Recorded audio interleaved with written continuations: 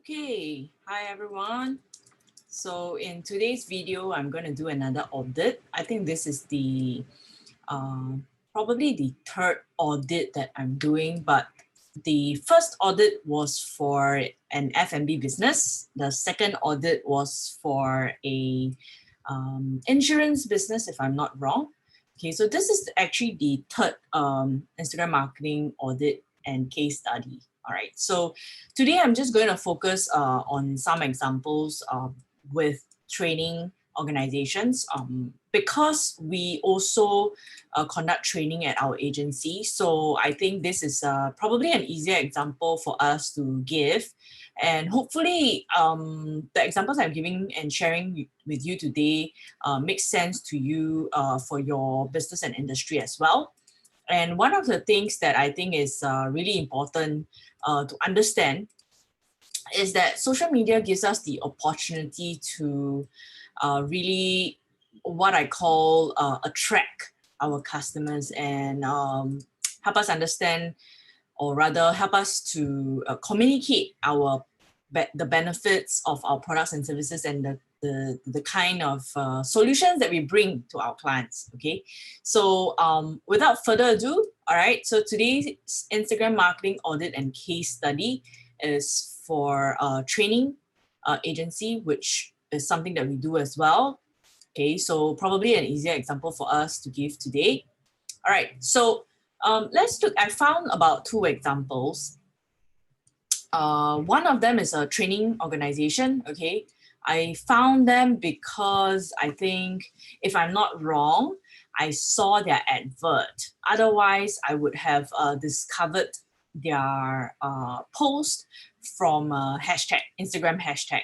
Okay, so but because they, I don't see them using hashtags in their posts, so I would think that I saw their Instagram ad and I clicked through, and that's how I found them. Okay, so I'm going to cover a few things that you should look out for in your Instagram profile. One of them is actually using hashtags that I've mentioned to you before. So in your Instagram, whenever you post, each post has a limit of 30 hashtags. Okay, 30 hashtags. Whatever post that you post, if you don't use a hashtag, the only possible way for your post to be discovered by people would be through their feed, only if they follow you, or maybe their friends commented or liked your content. It might be a suggested post if it performed well with your followers. Okay, right now here I can't share with you the insights, but there are three major ways for people to discover you, but total there's 4 ways. Okay, number one is if I follow you as an Instagram user, I follow you, your business, I get to see it on my feed. Okay, I either get to see your updates via my feed if I scroll through my feed. If I don't have the habit of scrolling through my feed, I would see if you post stories. If you don't post and I view stories, then you will not appear on my stories as well. So then the third way is to be discovered through hashtags. Okay, so you can see here we use many hashtags. Typically we use about 20 to 25 hashtags. We typically don't max out the 30 hashtags, but nothing is stopping you from using 30 hashtags. The more hashtags you use that are good, that gives you discoverability, you have higher exposure, higher chance of exposure. Later we'll talk about what type of hashtags to use, but this is the third way for you to be discovered, right? Instagram posts, Instagram stories, hashtags. The fourth way would be people sharing your content. Okay, so if this is funny or it's educational and I decide to share it with a friend, I would send it over via direct messages. The fifth way for you to be discovered is through a location tag. Okay, but right now, because of COVID-19, we seldom tag our office location and we seldom tag Raffles Place, but we still do on weekdays. Okay, only on weekdays. So when the post is posted on, say, for example, a public holiday or a weekend, then we will actually tag a neighboring location, meaning like Tampines or somewhere in Bedok or Punggol, right? But another thing to consider is, let's say, for example, I'm scheduling my post to be scheduled for 9 p.m. Okay, majority of people would have knocked off by 5 or 6 o'clock, right? So scheduling a post with a location tagging to Raffles Place might not be ideal as well. So those are some things to consider, but I don't really see much of a difference. But of course, our location discoverability is definitely much lower now because of COVID-19, probably because people don't really click through to locations to view, discover things, right? Because even if we talk about restaurants, but you should always tag a location, okay, wherever you are near. So if you're a restaurant, a retail shop, then of course don't tag like around the whole Singapore. You should tag based on your location, because if people are really looking for you and they look, you tag Tampines, but I don't see your address doesn't say Tampines and you're not in Tampines, then that causes a lot of confusion. Okay, so number one, use hashtags. Okay, I'm going to talk about what kind of hashtags to use later, but number one, discoverability, use hashtags. Number two, do a location tag. All right, this will help you in the long run. Okay, so don't worry even if it doesn't give you discoverability right now. Okay, number three, okay, if we look at this training agency, can you see that it just makes a description like this? We specialize in security WSQ modules. Okay, so this person or this company did not put something that we call a bio link. Okay, in terms of bio description, if I were this company, what I would do is at least put a flag that I operate in. Okay, so wherever my headquarters is in, or if I have branch offices, I will add those flags in as well, or I would spell it out. Okay, because sometimes flags are not as recognizable. So fair enough, I might put like, say for example, Oman, Dubai, right? Kuwait, and India. We have a client that operates in a few locations, Bahrain as well. So it is recommended. Okay, so when people come to your profile, then they would be able to see it. But if you operate different social media accounts for different location, then maybe you don't need. Okay, but that point, I must say, if you do not, or you have very little following, I don't recommend you to spread your efforts to different accounts. In fact, unless I always tell my clients these reasons, unless you need to share the post in a different language. Say, for example, I operate in Singapore, I also operate in, say, Taiwan, China, or Hong Kong, or Japan and Korea, right? Then these are different languages, because the first language is not English. So I would set up a different account in that language. So if there's no really reason for you and the language is the same, then I would recommend for you to just focus on one account and just state your different locations that you, or branch offices that you operate from on the bio description. Okay, so that's bio description, and you should have something what we call a bio link. Okay, bio link, there's a way to optimize it. So I'll show you a very quick example. For us, we use Linktree. There are many free platforms out there. And we get to link, and we get to actually get a bit of analytics. Okay, actually for Instagram, they don't tell you how many people click through to your bio link. But if you use, maybe you can try Linktree out, it's still free. I'm not sure when they will stop the free plan, but currently it's still free. They have a free plan, and it will be Linktree / whatever username that you would like to use, if it's still available. And you get to update your links, switch it on, turn it on, update the link, update the title in the link.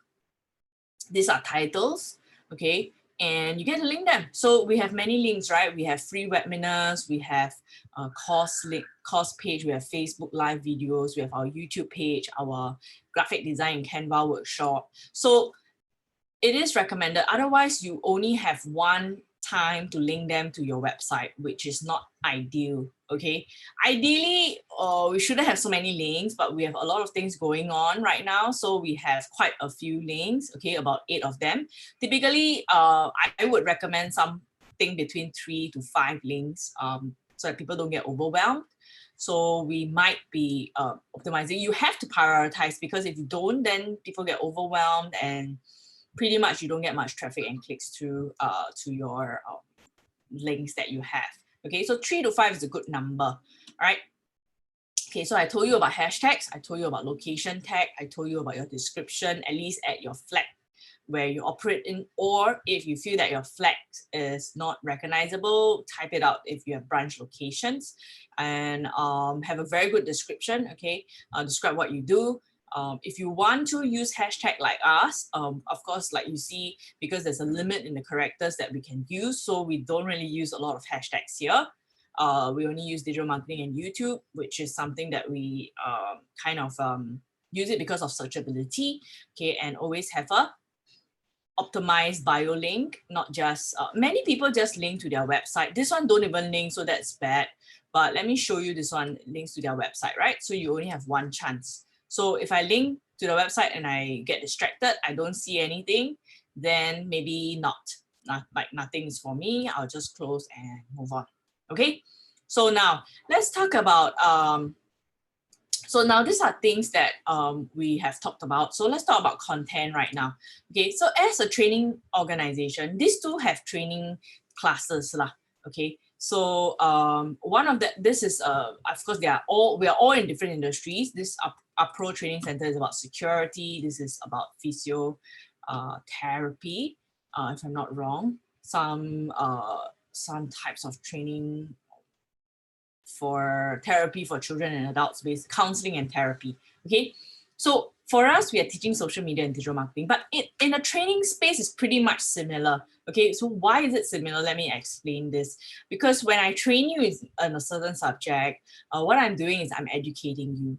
So for educational companies, training companies, schools, whether it's tuition or preschool or even what do you call learning centers, right? Whether is it like guitar, piano, right? Instrumental music schools, anything about learning actually, even if you do camp, outward bound, okay? You are teaching people something. So there must be certain things that are good, right? Before people, or rather whatever that you teach has a certain benefit to all of us, right? Whether whether your audience is like preschoolers, right? Let's say like Barry's 百丽果 teaching Chinese, Yamaha teaching music, right? For us, we teach social media and digital marketing. So there must be certain benefits, okay? Maybe ours is more mainstream.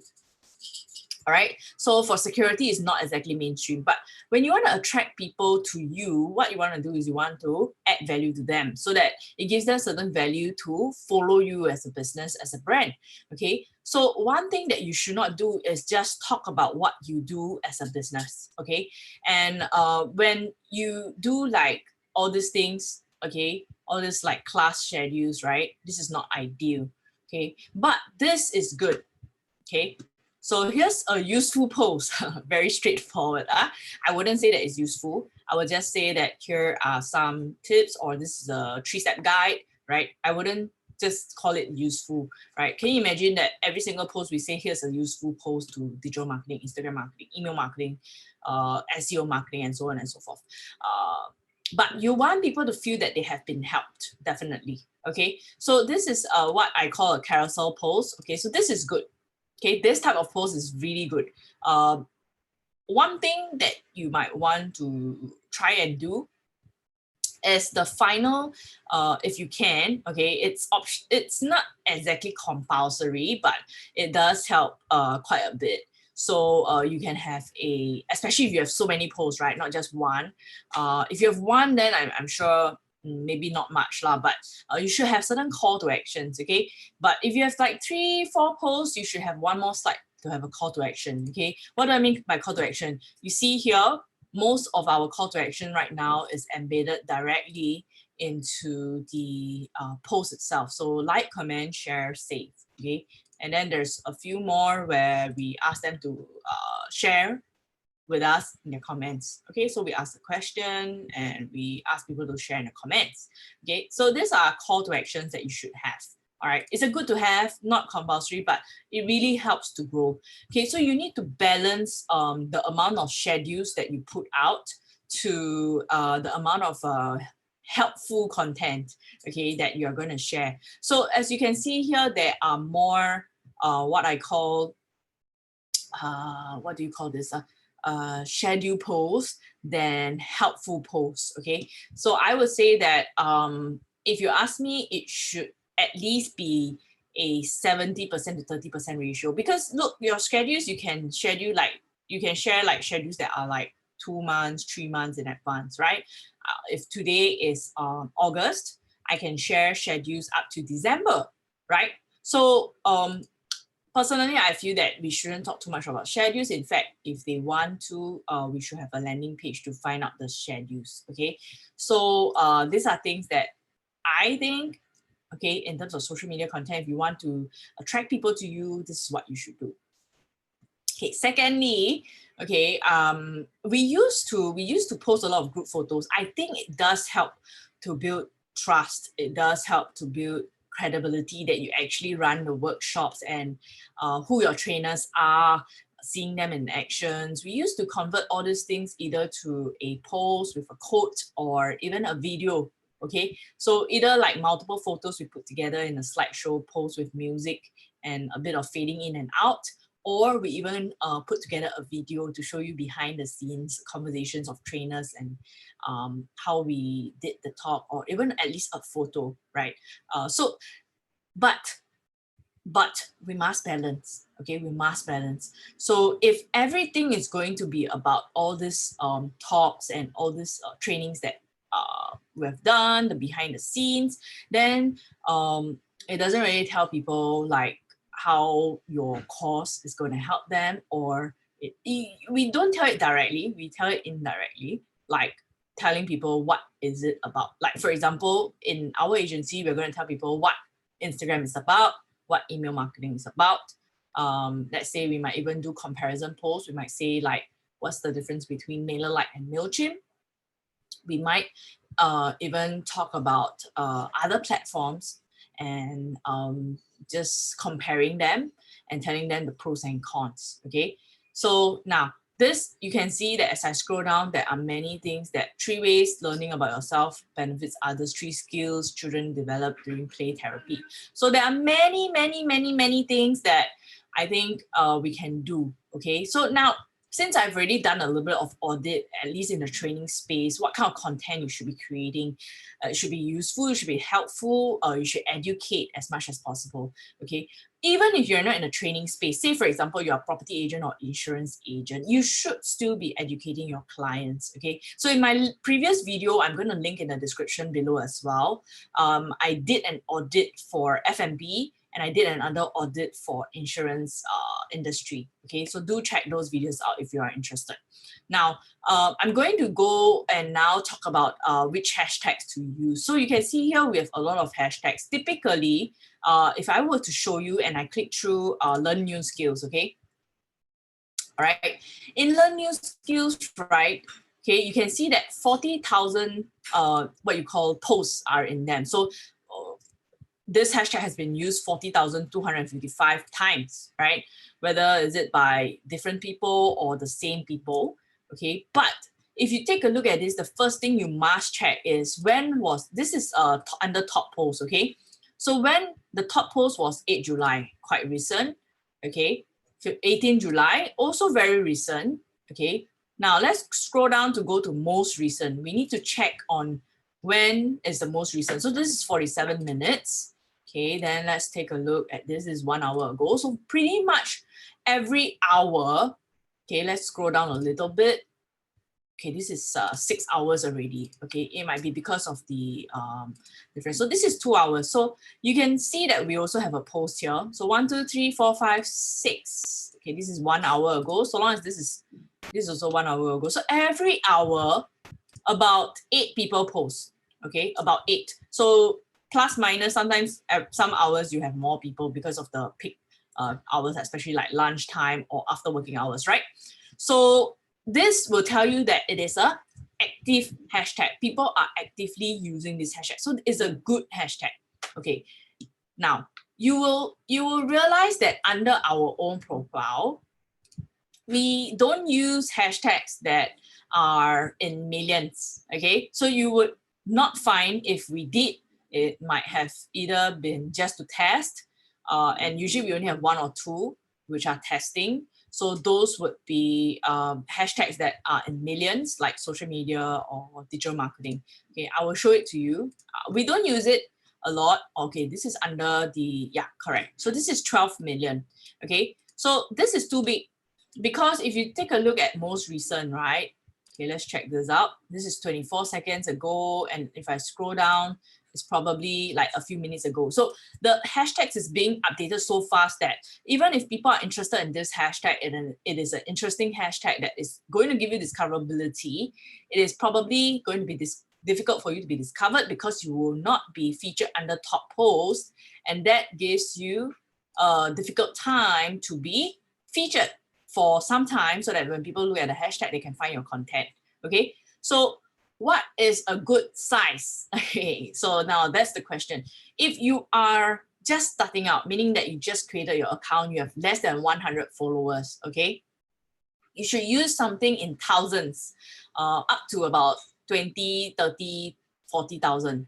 Okay, so once you continue growing, say for example, you reach the 200, 300, 400 mark, you can increase. So right now we typically still use in thousands, like 2,000, 5,000, 10,000, 50,000. We try to use the range mostly from 50 to 100,000.